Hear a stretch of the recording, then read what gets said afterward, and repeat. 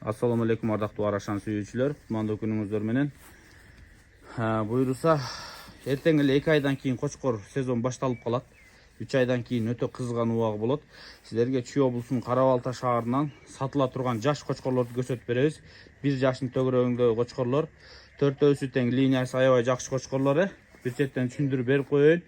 Мына бизди карап турган кулагы жаткан жаш кочкор. Түпкү линиясы Ваваныч. Аманаттын небереси, Аманат Ваванычтын баласы.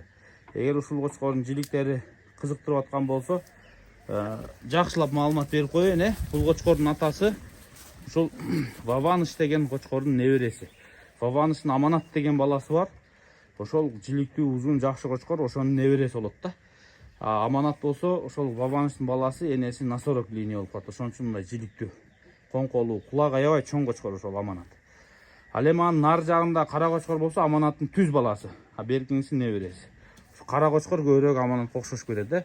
Мойну узун, коңколуу, жиликтүү да. Коңко ошол Ваваныч жактан өткөн болсо Аманатка. Ал эми кулагы менен жилиги ошол Насороктун кызы дейт, өтө чоңгой болгон экен да. Ушул экөөсү кыскасы Ваваныч линия. Ортодогу аппак кочкор болсо, жаш кочкор, коңколуу, Френкелдин небереси ошол кочкор.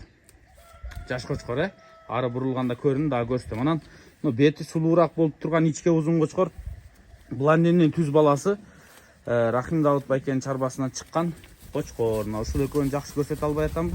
Азыр жакшы көрүнөт, буйруса. Аппак кочкор. Ушулар сатылат. Баасы $5000. Кайсынысы жаккан болсо, ар биринин баасы $5000. Кызыккандар болсо, чалып сүйлөшө бересиздер. Дарек Кара Балтада кененирээк маалымат керек болсо, мына ээсине чалып сурай бересиздер.